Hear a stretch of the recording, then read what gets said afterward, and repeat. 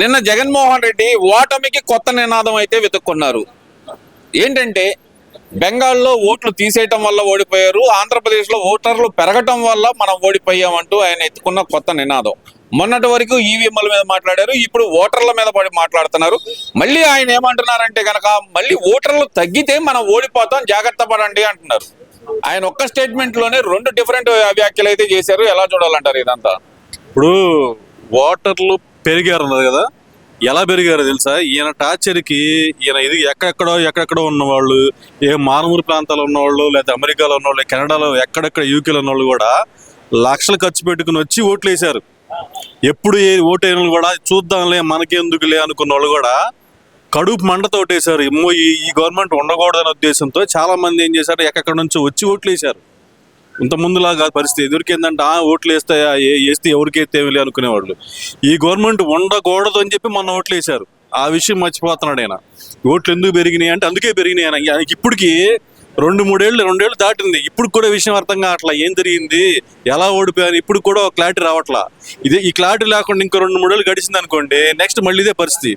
ఈసారి 151లో 11 వచ్చినాయి, మిస్ అయిన 5 ఉన్నాయి. ఈసారి 5 వస్తుంది. ఈసారి ఈ 11 పోయి మధ్యలో ఈసారి మిస్ అయిన 5 ఉంది కదా, 5 వచ్చి కూర్చుంటుంది. అటు ఇటు పోయి 5 వచ్చి కూర్చుంటది.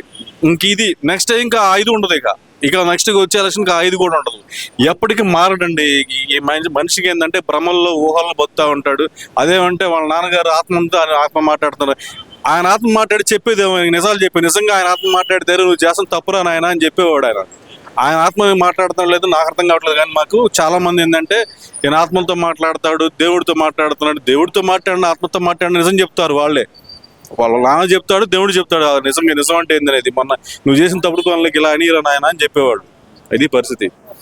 అంటే ఇక్కడ ఆయన దాంట్లోనే ఇంకో వ్యాఖ్య, ఈసారి ఓటర్లు తగ్గకుండా చూసుకుందాం, మనం ఓట్లు తగ్గినాయి అంటే మనం మళ్ళీ ఓడిపోతాం అంటే, అక్కడ ఓట్లు పెరగటం వల్ల ఓడిపోయామని ఒక స్టేట్మెంట్, ఓట్లు తగ్గితే మళ్ళీ ఓడిపోతాం అని చెప్పి ఇంకో స్టేట్మెంట్. ఈ డబుల్ స్టాండర్డ్ స్టేట్మెంట్ ని ఎలా చూడాలి అంటే, ఇప్పుడు ఓట్లు పెంచుకున్నారు అనుకోండి, పెంచుకోమనండి. ఇప్పుడు ఓట్లు వేయాలంటే ఇప్పుడు వచ్చే వాళ్ళందరూ వస్తారు, ఓట్లు వేస్తారు. నీకు చెప్పేస్తారా? మనకేమన్నా నేను జగన్కి వేస్తున్నాను, చంద్రబాబు గారికి వేస్తున్నాను చెప్పేస్తారు ఓట్లు? ఎవరన్నా ఎవరి ఓట్లు వాళ్ళు వేసుకుంటారు. పెరిగితే ఈయన ఓట్లు అంటే ఇప్పుడు గవర్నమెంట్ లో ఉన్నారు కాబట్టి ఓటింగ్ పెరిగితే ఈయనకు వస్తా అనుకుంటాడేమో. అయ్యన్న అబద్ధం. ఓట్లు పెరిగితే ఈయనకు వచ్చిద్దని అనుకుంటున్నాడు ఎదురులాగా పరిస్థితి. అట్లా కాదు. ఇప్పుడు గ్రామీణ పరిస్థితులు ఎలా ఉన్నాయంటే, రోడ్లు కానీ పంచాయతీ కానీ బ్రహ్మాండంగా రన్ అవుతున్నాయి. పవన్ కళ్యాణ్ గారు బ్రహ్మాండంగా దాని ఫండ్స్ తీసుకొస్తున్నారు. పైనుంచి సెంట్రల్ నుంచి ఫండ్స్ బాగా వస్తున్నాయి కాబట్టి గ్రామీణ ప్రాంతాల్లో చాలా పనులు చాలా ఫాస్ట్గా అయిపోతున్నాయి.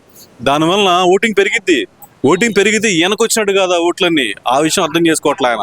ఓటింగ్ పెరిగితే ఎట్లా, పెరగకపోతే ఎట్లా, ఆయన ఇష్టం వచ్చేట్టు అనాలిసిస్ చేసుకుంటున్నాడు. అనాలిసిస్ చేసుకునేటప్పుడు ఆలోచించుకోవాల్సిన విషయాలు ఉన్నాయి, చాలా ఉన్నాయి. మనం పని చేస్తున్నామా, వాళ్ళు పని చేస్తున్నారో చూసుకోవాలి. దాన్ని బట్టి ఓట్లు పెరుగుతాయి. కానీ ఏం చెప్తే ఓట్లు పెరుగుతాయి, తగ్గితే ఉండదు. సరే, ఇదంతా ఒకెత్తి అయితే కనుక రాబోయే జనరల్ బాడీ ఎలక్షన్స్ అంటే పంచాయతీ ఎలక్షన్స్ కానీ లేదంటే మున్సిపల్ ఎలక్షన్స్ కానీ ఎక్కడైనా సరే ఒక్క ఏకగ్రీవం అయినా సరే నేను ఒప్పుకోను అనే మాట ఆయన ఇచ్చిన స్టేట్మెంట్. మరి గతంలో ఆయన అధికారంలో ఉన్నప్పుడు ఆల్మోస్ట్ 89 to 92% వరకు ఏకగ్రీవాలు అయిన పరిస్థితి. మరి ఇప్పుడు ఎందుకని ఏకగ్రీవాలకు నేను ఒప్పుకోను అంటూ ఆయన మాట్లాడిన మాటలు ఎలా చూడాలంటారు? అంటే అప్పుడు రౌడీజం చేశారు కదండి. రౌడీజం చేసి బయటకు వచ్చి నామినేషన్లు ఇస్తే కొడతాం, చంపుతాం అని బెదిరించారు. తలుపులు తాళాలు వేశారు, కిడ్నాపులు చేశారు, గందరగోళం చేశారు. ఆ రోజుల్లో చేసి అప్పుడు ఓటింగ్ జరిగింది ఆ రోజు పంచాయతీ వాటికి. ఇప్పుడు కూడా అలా చేయాలనుకుంటాడు. అది కుదరదు అక్కడ. ఇప్పుడు అలా చేయాలంటే ఇప్పుడు కూడా చేయాలంటే కుదరదు. ఇప్పుడు స్వేచ్ఛగా జరుగుతుంది ఓటింగ్ అని చూసుకోమనండి రేపు ఎలా ఉంటుంది అనేది. అది సరే, ఇదంతా ఒకెత్తి అయితే కనుక నిన్న కొడాలి నాని గారు మాట్లాడుతూ ఒక తీవ్రమైన వ్యాఖ్య, 2 సంవత్సరాల్లో చంద్రబాబు నాయుడు గారు చేసింది ఏమీ లేదు, వంగి మోడీకి దండాలు పెట్టడం తప్పితే ఆయన చేసింది ఏమీ లేదు అంటూ చేసిన వ్యాఖ్యలను అసలు ఎలా చూడాలంటారు? ఇప్పుడు కూడా వంగి దండాలు పెడుతున్నారు కదండి. జగన్ గారు ఒక్క రోజున ఒక్క స్టేట్మెంట్ లో బీజేపీ అగైనెస్ట్ ఒక్క మాట మాట్లాడమని చూద్దాం. అప్పటి నుంచి ఇప్పుడు 2014 నుంచి ఇప్పుడు వరకు మోడీకి కానీ అమిత్ షా గారికి కానీ ఒక్క స్టేట్మెంట్ అగైనెస్ట్ గా ఇవ్వమని చూద్దాం ధైర్యం అంటే. ఆయన అంటలేదు అంటే జగన్మోహన్ రెడ్డి గారి గురించి కాదు అంటుంది, చంద్రబాబు నాయుడు గారు వంగి కాదండి, నేను కాదంట్లా. ఈయన నిమ్మనండి ఫస్ట్. ఈయన ప్రతిపక్షంలో ఉన్నాడు కదా, ఈయన స్టేట్మెంట్ ఒక్కటేమో నన్ను చూద్దాం చేత ఎలా ఇస్తాడంట, ఏమని ఇస్తాడంట ఆయన? ఏదైనా సరే మోడీకి అగనెస్ట్ గా మాట్లాడే దమ్మంది ఒక జగన్కేనంట. ఇది ఒక్కడు నేను ఎంతవరకు ఎతికానండి, ఎక్కడ యూట్యూబ్ ఎక్కడ చాలా చోట్ల ఎతికానండి. పాపం చాలా మందికి ఆయన కోర్ ఓటింగ్ ఉంది. కోర్ ఓటింగ్ ఎవరనేది నేను చెప్పక్కర్లా, అందరికి తెలుసు. ఆ కోర్ ఓటింగ్ వాళ్ళు ఈయన నోట్ నుంచి ఏ మాటలు వస్తాయని ఎదురు చూస్తున్నారు. కానీ వాళ్ళు ఈయన నోట్ల నుంచి ఒక్క పదం కూడా మోడీ గారికి కానీ అమిత్ షా గారికి కానీ ఎగనెస్ట్ గా ఒక్క మాట కూడా లేదు. దీన్ని బట్టి మనం అర్థం చేసుకోవాలి ఆయన ధైర్యం దమ్ము ఏందో మనకి ఎక్కడ అర్థమవుతుంది. ఒక పాయింట్. ఇంకోటి ఏంటంటే చంద్రబాబు నాయుడు మాట్లాడకూడదు. చంద్రబాబు నాయుడు ఎందుకు దండం పెట్టడం ఏముందండి, కలిసి పని చేసుకుంటున్నారు, అక్కడ కలిసి ఫండ్స్ తెచ్చుకుంటున్నారు, పైనుంచి సెంట్రల్ గవర్నమెంట్ లో మినిస్టర్లు ఉన్నారు, తప్పే ఉంది అందులో. ప్రధానమంత్రికి దండం పెట్టక ఏం చెప్తారు సార్? ప్రధానమంత్రికి దండం పెడతారు, అది సభ్యత సంస్కారం. అది ఈయన కాళ్ళు పట్టుకున్నాడుగా, మరి దానికి ఏం మాట్లాడాలా? ఆయన వచ్చినప్పుడు దిగంగానే పరిగెత్తుకుంటే కాళ్ళు పట్టుకున్నాడు కదా. ఎవరు? జగన్ గారు అండి. అరెస్ట్ ఫ్లైట్ అని దిగంగానే మేము కాళ్ళు గౌరవం అంటున్నారండి. అదేంటి సార్, కాళ్ళు పట్టుకోవడం నమస్కారం పెట్టడానికి తేడా ఉంది కదా. నమస్కారం గౌరవంగా పెట్టుకుంటాం, కాళ్ళ మీద పట్టాన్ని ఏమంటారు దాన్ని? ఆత్మగౌరవం. మరి దాన్ని ఏమంటారు? దాన్ని చెప్పానండి. ఎందుకు కాళ్ళ మీద పట్టం ఏంది?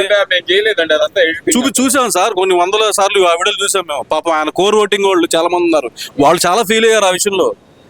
మనకి పర్టికులర్ ఒక కోర్ ఓటింగ్ ఉంది. అయ్యే మొత్తం వాళ్ళు ఇది మాకు తెలుసు, మనం నోటితో అనకూడదు ఆ మాటలు. వాళ్ళందరూ బాధపడ్డారు, నువ్వు మోడీ దగ్గర కాళ్ళ దగ్గర పడేదానికి నీకెందుకు ఓటేయాలి నాయన అని వాళ్ళు అనుకుంటున్నారు. దానికి వాళ్ళకి సమాధానం చెప్పుకోవాలి ఆయన ముందు. అది మరి ఎందుకని కొడాలి నాని గారు మళ్ళీ రెచ్చగొట్టే వ్యాఖ్యలు ఎందుకు చేస్తున్నారు అనుకోవాలంటారు? కొడాలి నాని నిద్రపోయారు ఇప్పుడు దాకా, ఆయన హెల్త్ బాగాలేదు కదా, కొంచెం రెస్ట్ తీసుకున్నారు. ఇంకా పొద్దా పడుకుంటే కుదరదురా నాయన, నువ్వు వచ్చి బయటకు వచ్చి మాట్లాడు, అసలు పరిస్థితి బాగాలేదు, నువ్వన్నా లేచి మాట్లాడంటే ఆయన లేచి వచ్చి మాట్లాడుతున్నాడు. ఏదో తప్పనిసరి. అంటే ఇక్కడ ప్రధానంగా చూస్తే కనుక ఎందుకని అంటారు కొడాలి నానిని మళ్ళీ వీళ్ళందరినీ బయటకు వదిలేంది అంటే ఇక్కడ కొడాలి నాని గారు ఫస్ట్ నుంచి అసూయ ద్వేషం భయంకరంగా ఉంది ఆయనకి. ఎప్పటి నుంచో కడుపు మంట ఉంటుంది. ఇప్పుడు ఏంటంటే ఇప్పుడు కూడా మాట్లాడకపోతే నెక్స్ట్ ఉండవేమో పార్టీలో ఉండనంటున్నాడు.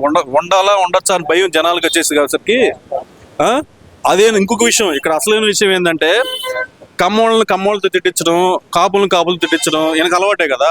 ఇంక ఎవరు దొరకలా, కొడాలని ఒకడు దొరికాడు, ఆయన బట్టి మాట్లాడేస్తా ఉంటాడు. ఆయన ఏదో పానపరాగా నవ్వుకుంటా కిల్లి నవ్వుకుంటా వచ్చి పిచ్చిగా మాట్లాడుతూ ఉంటాడు. ఆ పిచ్చిగా మాట్లాడినందుకే మనం మీరు ఓడిపోయింది అంత భయంకరంగా. జగన్ గారు ఓడిపోయింది ఎందుకు అనుకున్నారు? ఈ పిచ్చి వాగుడు వాగినందుకు ఓడిపోయారు. ఇక కంటిన్యూగా ఏంటంటే గ్రాఫ్ డౌన్ అవుతా ఉంటుంది.